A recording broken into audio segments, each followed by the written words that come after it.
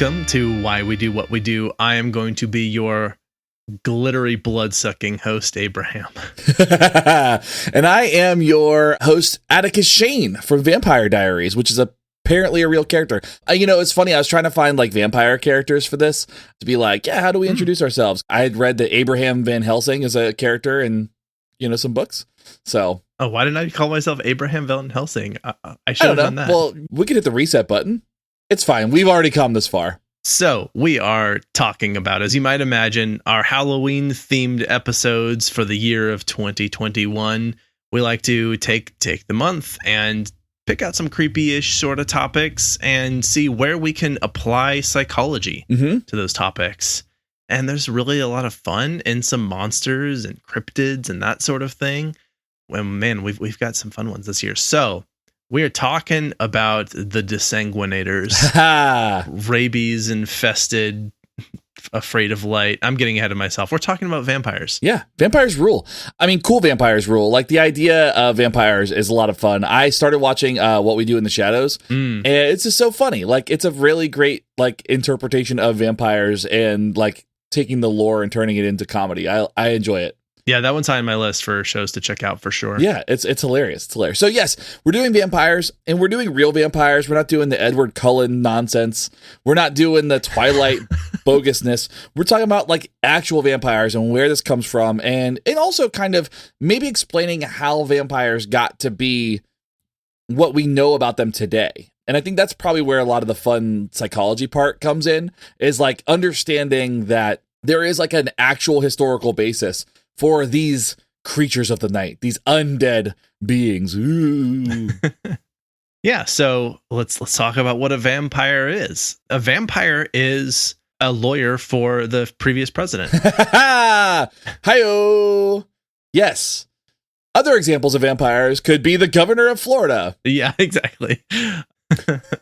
Many candidates, I suppose, count as a vampire. Yeah. And like the governor of Florida, these are undead creatures that prey on humans, sometimes also preying on animals. Yeah. That sort of thing. A formal definition is a corpse, supposedly, in European folklore, would leave its grave at night to drink the blood of the living by biting their necks with long, pointed canine teeth. And that's often the depiction of vampires that you see. It's like they are undead creatures with sharp fangs that drink blood. So much interesting lore around this, and we'll talk more about that. And actually, let's start with, it is difficult to pin down when exactly vampires started to show up on the scene. There are many theories about where this folklore may have come from. Without being able to pin anything down, it's maybe worth just discussing what some of those are. And one of the earliest theories of the origin of the idea of vampirism has to do with the decomposition process. And because when a body begins to deteriorate, folks would express concern with the look of the corpse, acknowledging that like that doesn't really look like my buddy James anymore. It kind of looks weird, right? Or Eustace, maybe, because that would be a name back then. And because their skin starts to get gray, it's not very colored. They look like Vision from Infinity War when he gets the Mind Stone pulled out, for people who watch those movies who maybe is not our audience. Yeah. But the skin gets gray, the body starts to bloat. It gives the appearance of a person who is dead, but also like well fed, like they've been gorging themselves on something. And what is the something that might be gorging themselves on? Maybe blood, maybe other people. So when this lore started coming up, a lot of times what would happen is premature burials would often happen, and it actually happened more often than we like to believe. So what ended up happening was people who were presumably dead were suddenly alive again. This is like they would have like some kind of illness, right? And so then their heart rate would be so low, their breathing would be so shallow that they would appear corpse-like. Yeah. And so, unfortunately, what ends up happening is when corpses were exhumed, they would find scratches on the inside of the casket lids, which is horrifying. That is a horrifying thing. And this paired with many, many grave robbings that occurred, it appeared that the undead were rising from their graves. There's also some situations that they would develop a device that would be like a little bell that would be at the headstones. Yeah, well, and I don't know a lot about the history of it, but the fact that because there was a concern about burying people alive, they did the best they could, but they also didn't want bodies just sitting out where they're like, maybe they'll come back. Let's just leave it on this table for a few days and see what happens. They would smell really bad. It was obviously very unsightly. And if there was a dead body, which probably more often than not, it was like legitimately dead, they want to get that thing in the ground pretty quickly. Speaking of which, we do have an episode about why we bury our dead that will be coming up fairly soon. But yeah, so knowing that it was an issue that they might be burying someone alive, they would put bells on their tombstones with little like ropes going down into the coffin so that if someone was alive, they could ring the bell. This definitely became the plot point in a few scary stories, notably a recent movie. I think it was The Nun, maybe? That sounds about right. Yeah, where this was like a plot point of someone buried alive and then they had to ring the bell. Spoiler alert for that terrible movie. Someone wants to suffer through it and get to that part. So anyway, that was definitely an interesting part. But you're right, like that is also part of the lore there, is that the coffins showing signs of life, indicating presumably that these were undead. They were exiting and crawling back into their coffins. Yeah, no thanks. Sounds like a horrifying thing. Now, Porphyria is also commonly cited as the start of where people started thinking about vampirism, and kind of in the context that we understand it today. So this is a group of liver disorders that resulted in the buildup of porphyrins, which impacts the nervous system and includes pain in the stomach, confusion, high blood pressure, and a lot of other things. Like, it's not a really great thing to have. And in some cases, those with porphyria are so sensitive to sunlight that it actually causes blisters and receding gums, which gives the illusion of elongated teeth. And there are many types of the disorder, but the treatment might include avoiding sunlight and intravenous chemo and glucose solution. So there's a lot of stuff that goes into this porphyria. And it also, too, it like changes your urine different colors, and it like your skin starts kind of like getting really pale. And there's a lot of things that go along with it. It really kind of adds to the lore. Why hasn't there been more attention to the detail of urine color in vampire lore? I feel like that was a missed opportunity. When you start thinking about vampires, I guess maybe the whole thing is like they're supposed to be sexy. So like you're not supposed to think that they pee. Like that's the only thing I could think of. Like nobody wants to think of like everybody in Twilight like taking a piss. I mean, it probably depends on where you're at fetish-wise. Yeah. But, not the kink shame. No, we're not kink shaming. But basically, like, that's probably not like in the common zeitgeist, I guess. That's fair. You know, it is funny though. Like what you described, first of all, seems to really hit the mark for accounting for vampirism. Yeah. I mean, that's like checking all the boxes minus glittery skin. Also, what you described is like not something I would think of as being even remotely thought about as being sexy.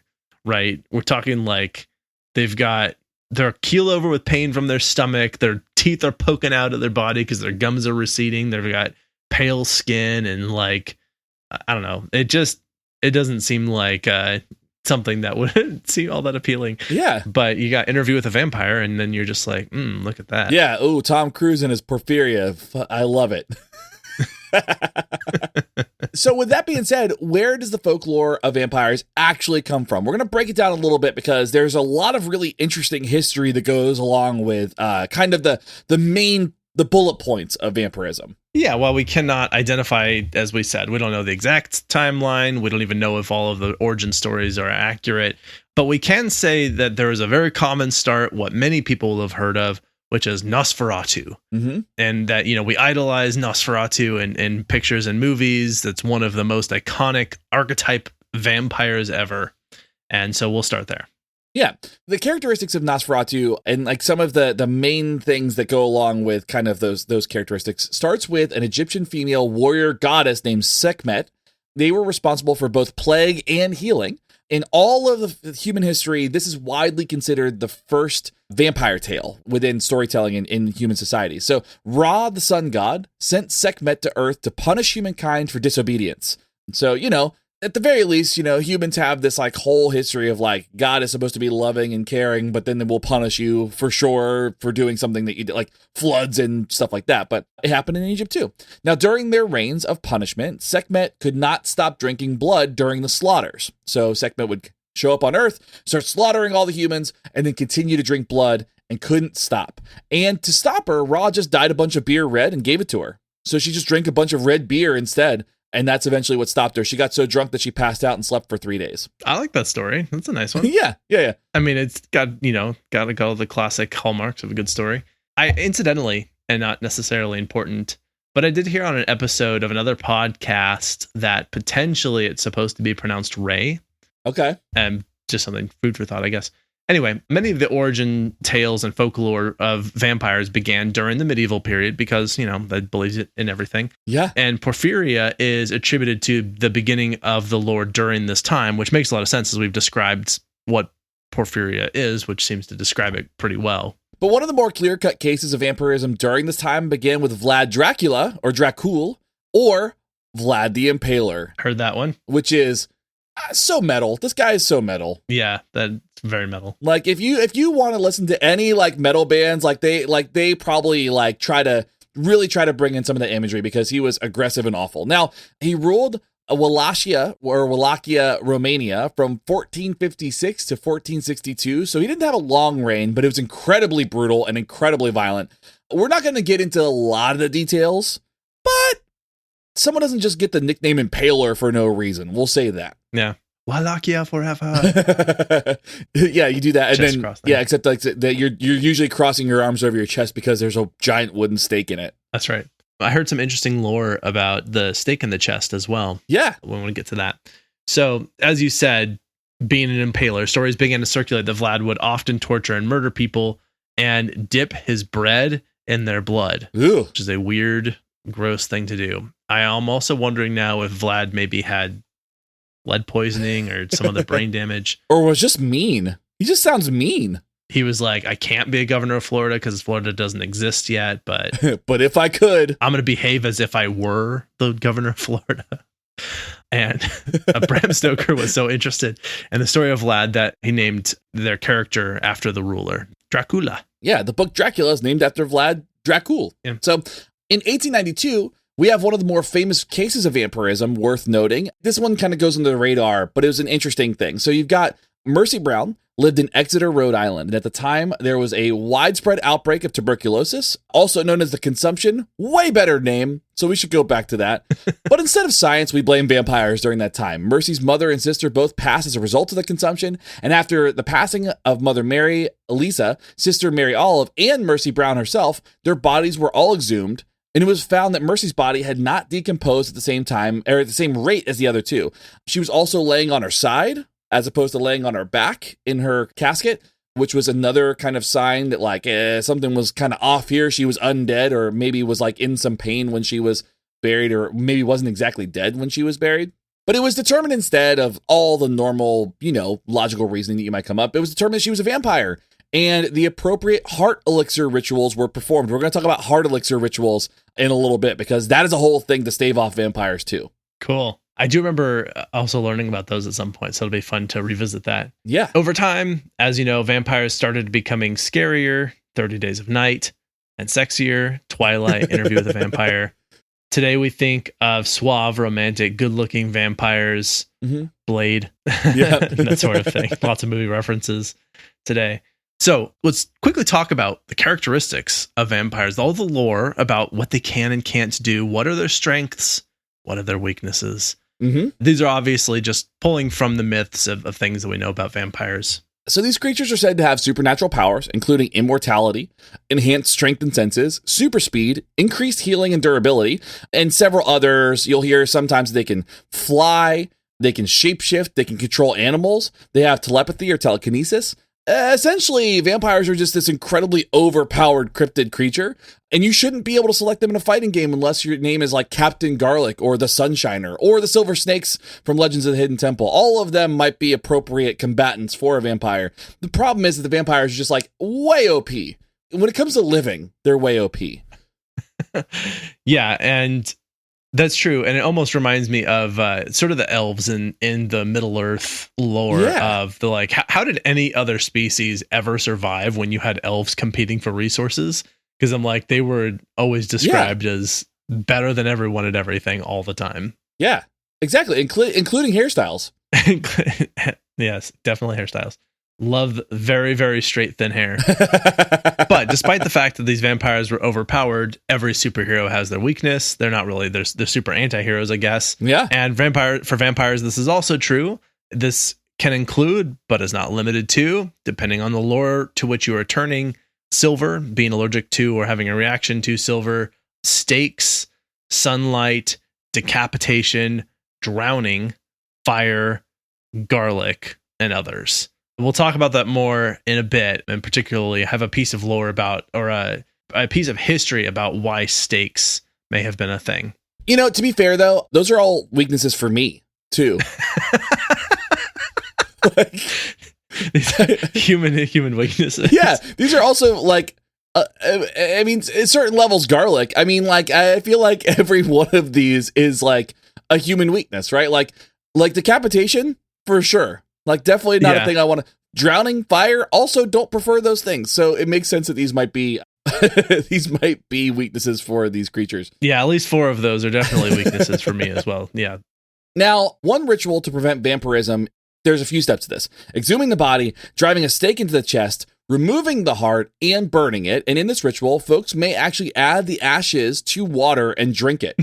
Damn. I know, like, that's what happened with Mercy Brown. Like, think about this. They're like, oh, daughter, I'm so sorry I've lost you and all of my family. I'm going to drink your heart ashes just to make sure that you don't come back and eat everybody. Now, they may also sprinkle the corpse with garlic for good measure. And this ritual is described and practiced as late as 2003. Whoa. I want to repeat that because I'm not sure. You might have heard maybe 2003 BCE or something like that. No, 2003, I was 17 years old. I was in high school. I was putting in college applications when we were still practicing this. And this is what happened. Petra Toma's family decided that he was going to become a strigoi, which is a type of vampire in Romanian folklore, and they actually exhumed his body and completed this heart elixir ritual just to make sure he didn't come back. In 2003, the year that we all, or many of us, had iPods. iPods existed at the same time that this happened. So much to unpack there. I don't even know where to start. Yes. Like, this has happened. The Backstreet Boys were around. Wow. So there seems to be a small amount of cannibalism in here, and made almost worse by putting garlic on the thing you're about to consume. You're like, I just burned these human remains. Let's put a little garlic on there and then drink it. Yeah. Get the nice savory, ashy, garlicky human taste. There's also, like, listening to that, like, I feel like we could have done this as like a step 1, a step 2, and like sort of done like a show tune sing through of the steps. And then, 2003, I mean, which, despite the fact that that was nearly 20 years ago, wasn't that long ago. Say that out loud. They dug up a vampire and drank its heart ashes in 2003. That's very strange. Okay, let's talk about how one becomes a vampire.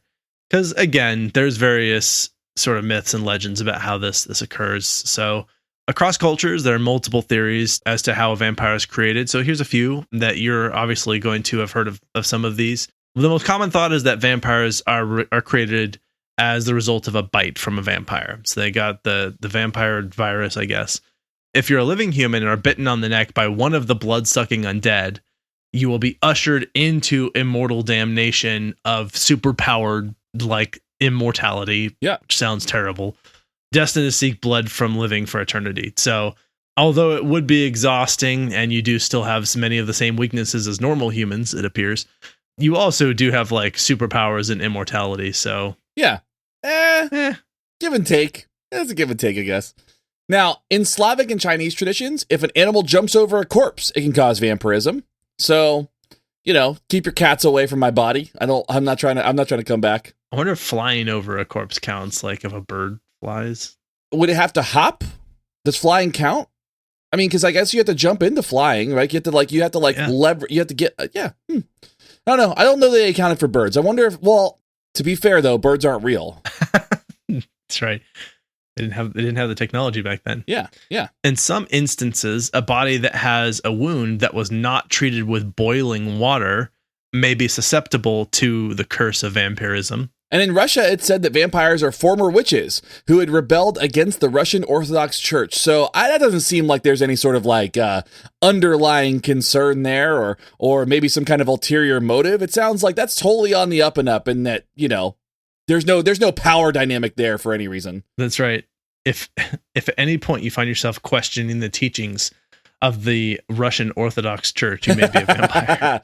One thing I really liked about that one, though, was the idea that witches and vampires were one and the same. Mhm. Like vampires were just former witches. Like I like that there's like an interlacing of different lore where it's like, no, they're all unchristian, they're all ungodly, but this is just kind of how this is the stages of ungodliness. So they're just leveled up. Yeah, exactly. They keep making their villains cooler and cooler, and then they're like I don't know, these aren't unappealing, you know? Right. Well, that's what I'm saying. Like if your villains sound awesome, of course people want to be these things. Right. I could go to church and I could feel guilty all the time, or I could fly. Yeah. Control animals. Yeah. Be really sexy, apparently. So in addition to some of these causes, some argue that vampires are suicide victims, evil beings, or malevolent spirits possessing a corpse. So the corpse is just sort of the tool of the whatever. And the most widely accepted vampire canon is that once you're bitten, you're changed. And this is the cause that is also depicted across many fictional works, and that's what we're mostly familiar with when we talk about vampirism. However, there might be an actual reasonable explanation for why this type of thing happens. And we're going to get into that in a little bit too. There are actually a good number of mythological creatures and or conditions that are transmitted via bite. It actually makes me wonder if there's something to dig into on doing an episode on the myth of the bite, because that's also how you get zombies. So you got vampires and zombies, and I feel like there's a bunch of other ones that I'm missing that I remember hearing about, that bite is the main source of transmission for doing these things. Spider-Man? Yeah, becoming a Spider-Man. Yeah. You have to be bitten by another Spider-Man. Yeah, it's a whole thing. Dude, that's why there's so many Spider-Men.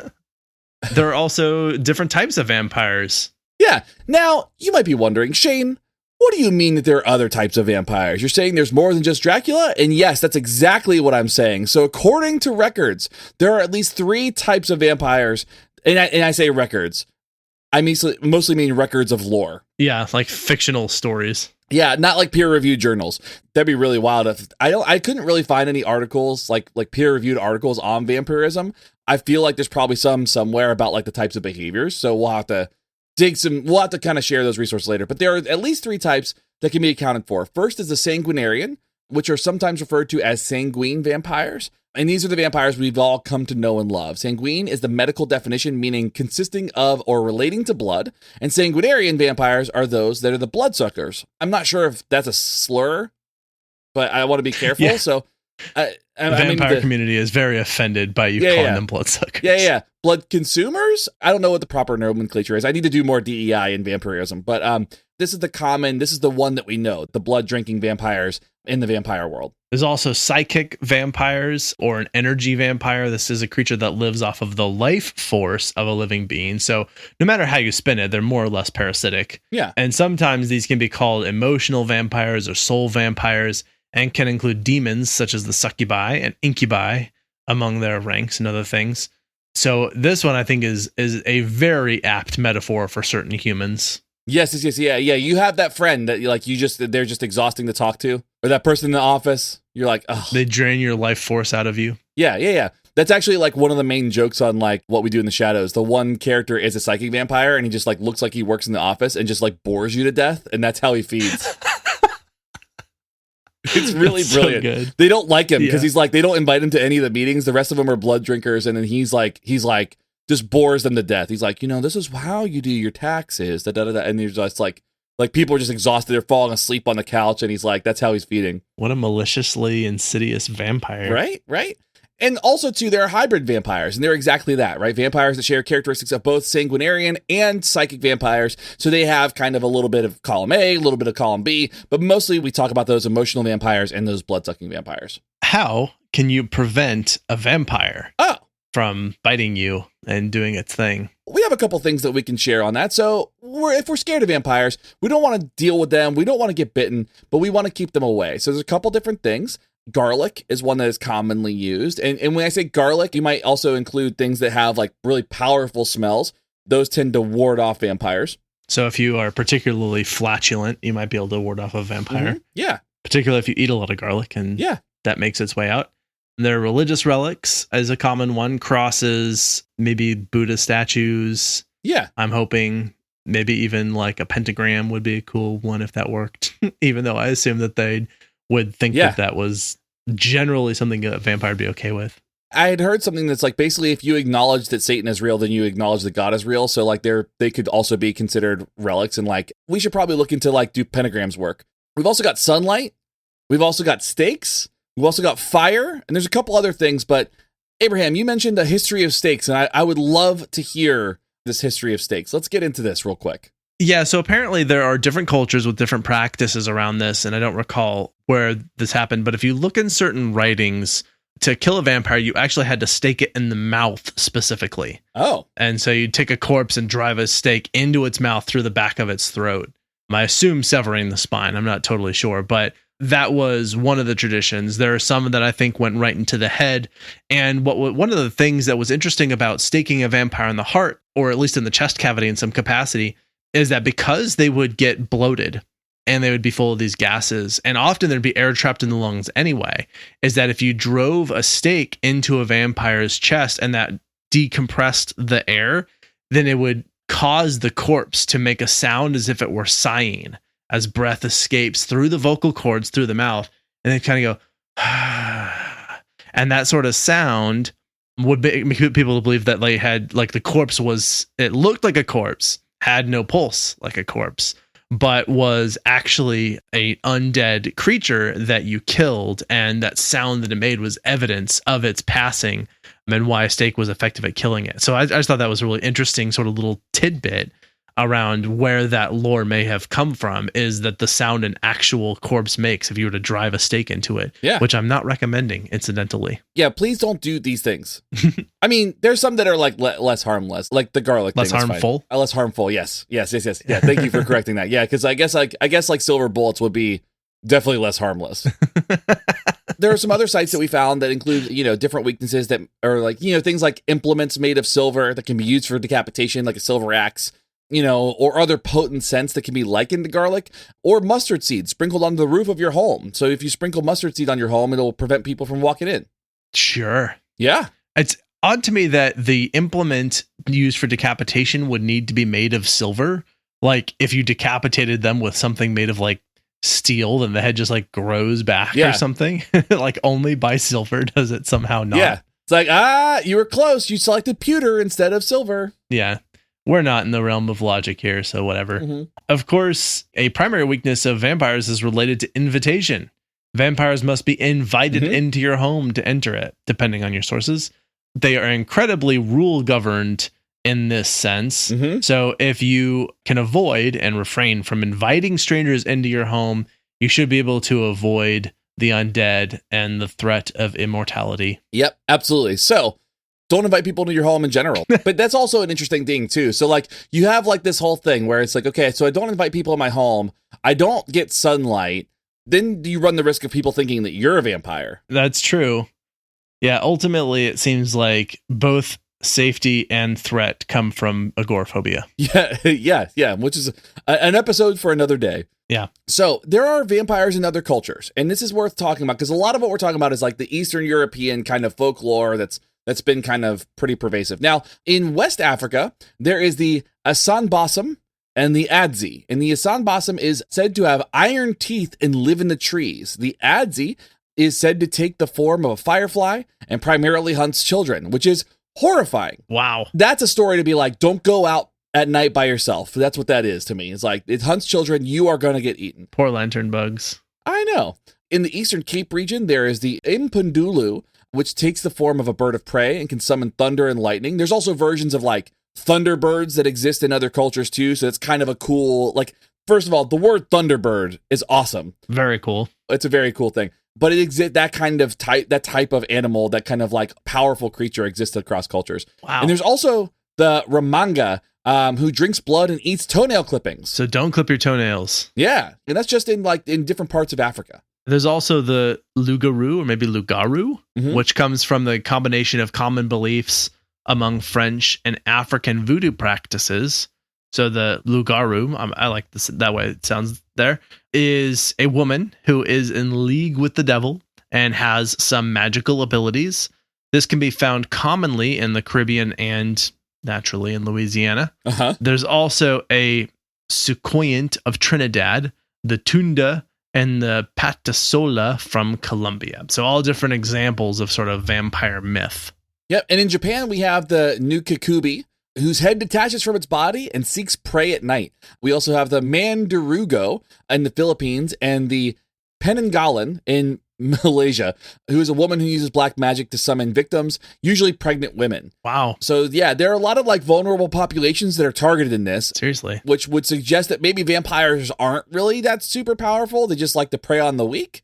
But I think the one that really stresses me out, because I've read the about the head detaching from the body and seeking prey at night. I've seen that lore in several different places too, which is just horrifying. And also means that person cannot just be decapitated. Yes, that you're like, all right, I guess I'll start a little early. You know, if you decapitate them. Yeah.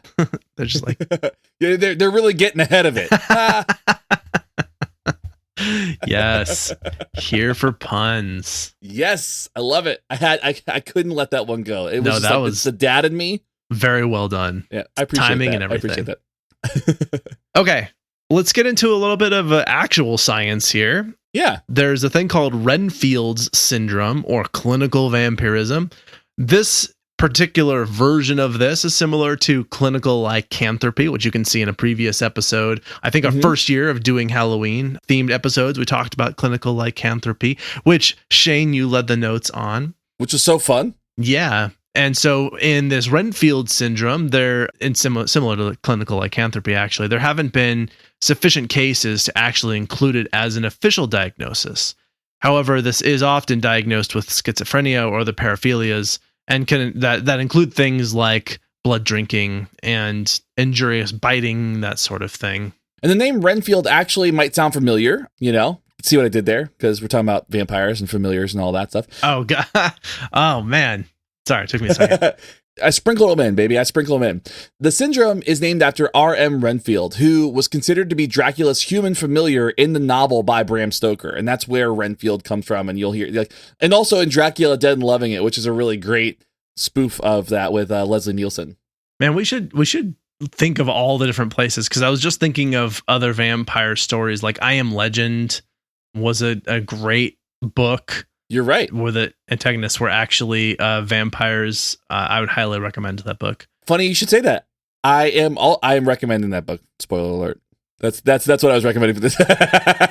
Yeah, there's a lot. There's some really cool things. I think there are some cool vampire stories. Anyway, there are many folks who hypothesize that vampirism is actually the result of misidentified rabies. So we've had a few different culprits in here, and rabies actually is a contender. So in humans, after a bite from an infected animal occurs, it may have jumped over you and then bit you, who knows? But the virus starts to manifest in different ways, and humans may suffer from the following symptoms once rabies takes hold, and that includes things like sensitivity to sunlight, sensitivity to smells, insomnia, meaning that you're up in the night, probably also because there's not sunlight, so it's easier for you, hallucinations, hypersexuality, which is where Anne Rice got her inspiration, maybe. And Tom Cruise got his. And Tom Cruise.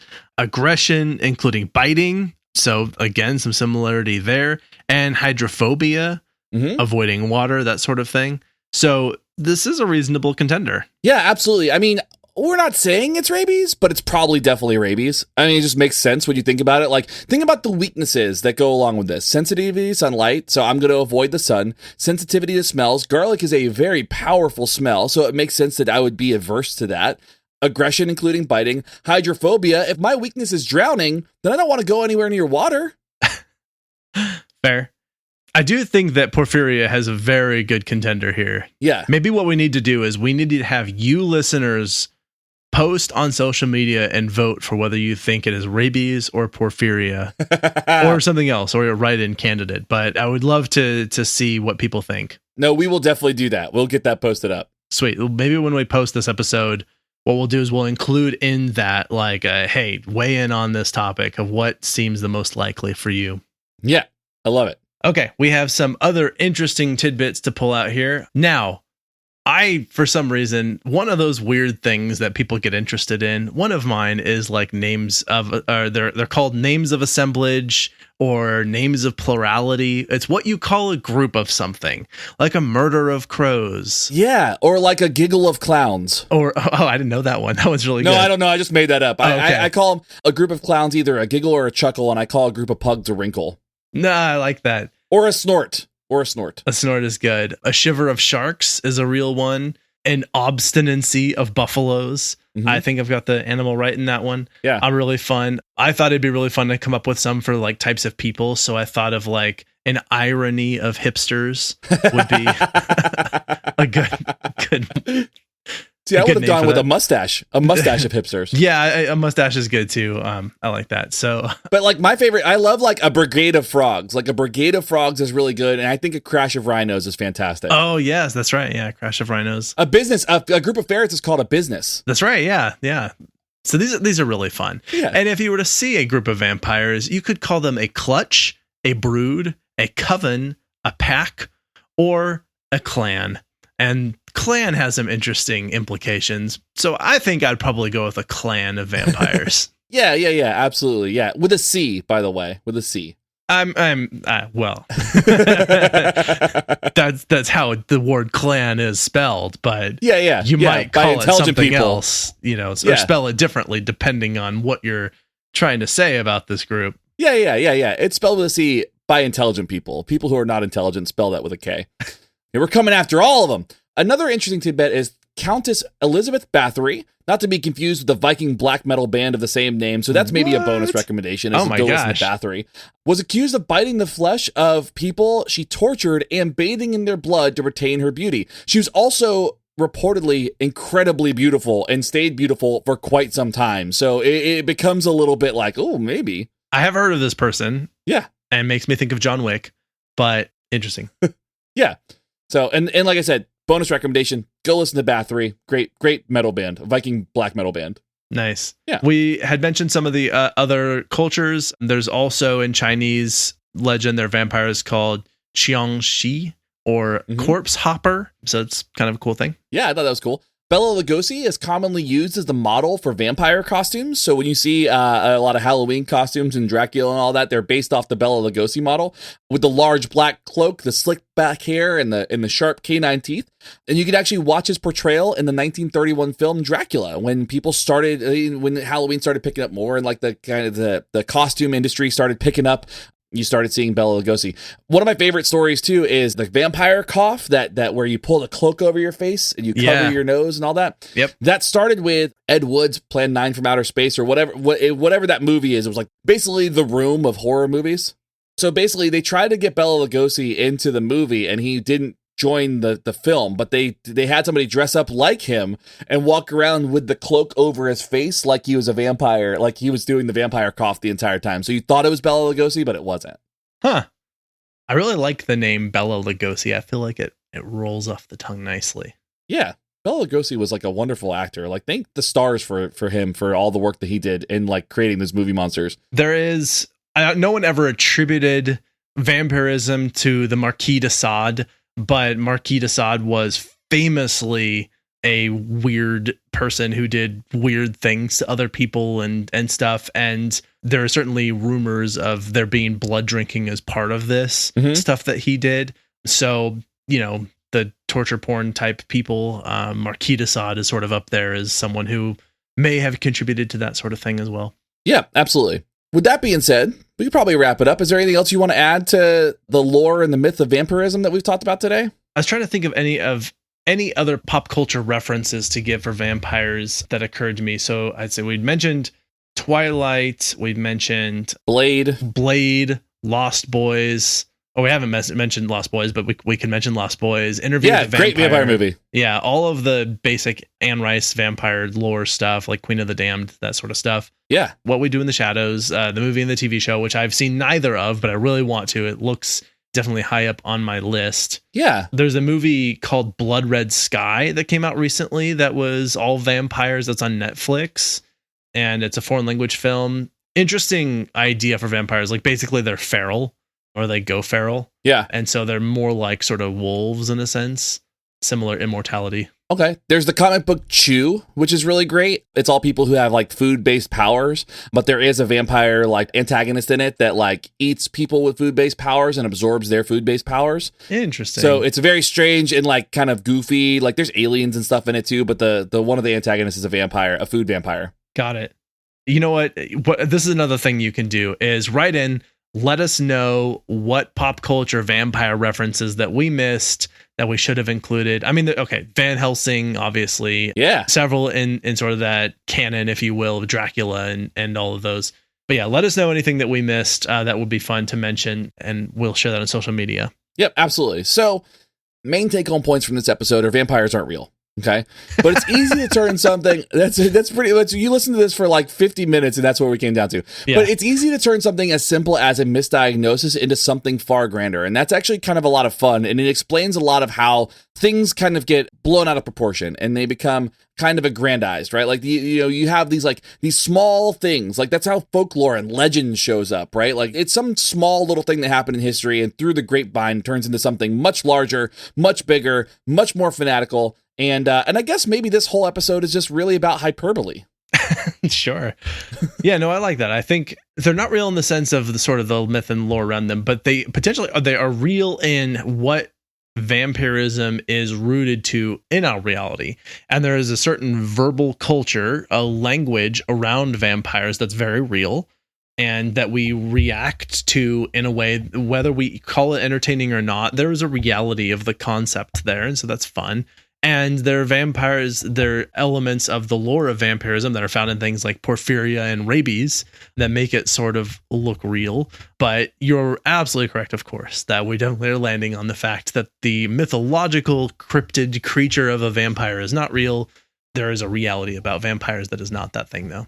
Yeah. So a second bullet point that we would make for, or at least a take-home point, is that Edward Cullen is not a vampire. So let's stop pretending that Twilight are vampires. We keep mentioning that vampires don't sparkle. Edward Cullen is a glampire. And we should be all reminded that every now and again, when we go back into Twilight, he's a glampire, not a vampire. Robert Pattinson, that is not his fault. Wonderful actor. Seriously. Support his work. Yeah. But Edward Cullen is a glampire. So vampirism, interesting thing to talk about. Really fun, sort of quirky history in there. And again, I invite you, if there's any piece of the lore that we missed also, please let us know. I'd like to hear about that. Yeah. Are you ready for recommendations? Let's do it.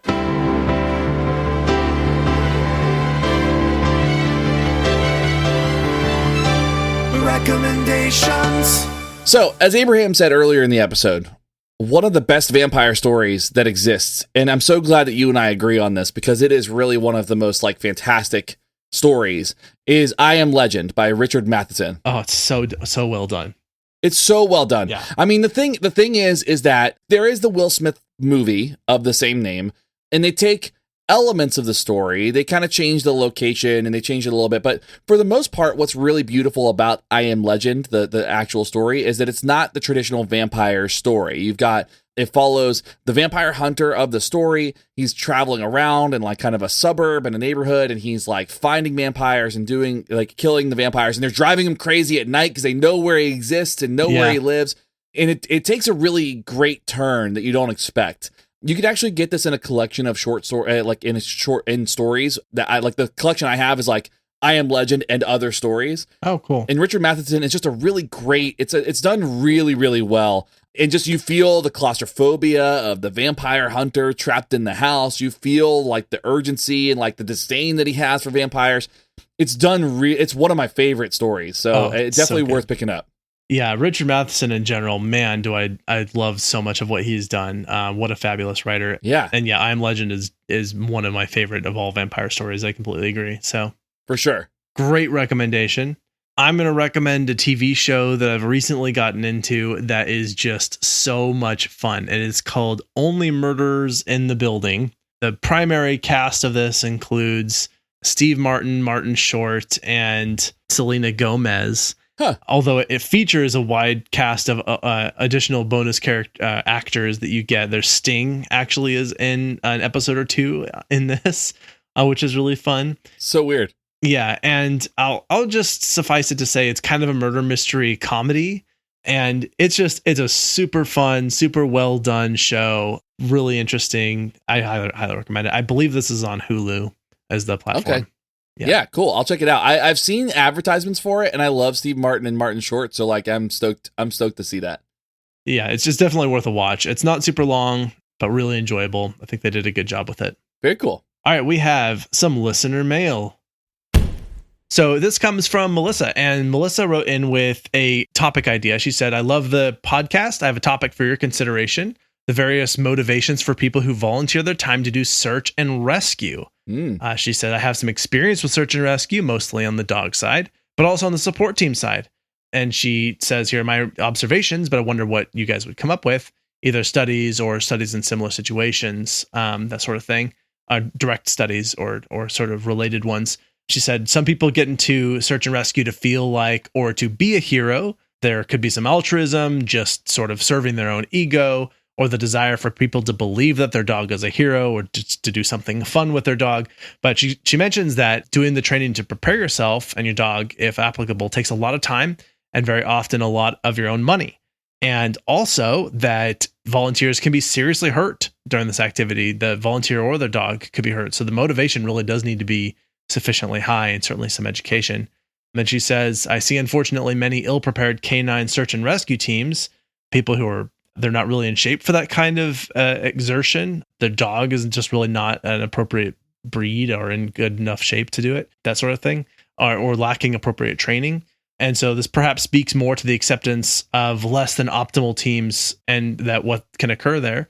And she said, in any event, keep up the good content. We've actually had another exchange getting a little bit more. I was asking her about her history in doing search and rescue. So I love this. I love this topic so much. So thank you very much, Melissa, for writing in. This topic immediately went to the near the top of the queue in terms of what we know we're going to be recording on. And I'm really excited to learn more about this and bring it in. So that was a really cool recommendation, and also really cool that you get to do that sort of thing. Yeah, that's fantastic. I mean, I am the out of shape human that will not be able to do that. And my dogs are not sufficient breeds. Like I've got a wiener dog who is very tiny and very scared of literally everything. So like, I know that I am not that person. So basically what I'm reading is I'm going to stay out of the way. Yes. Like maybe a good place to be if you're not going to help with search and rescue is like donate some money to search and rescue teams. Yeah. Otherwise, don't necessarily try and go out and do something for which you are not prepared. Absolutely. I love it. Yeah, I'm excited to learn more about this topic and take this on. I appreciate the recommendation.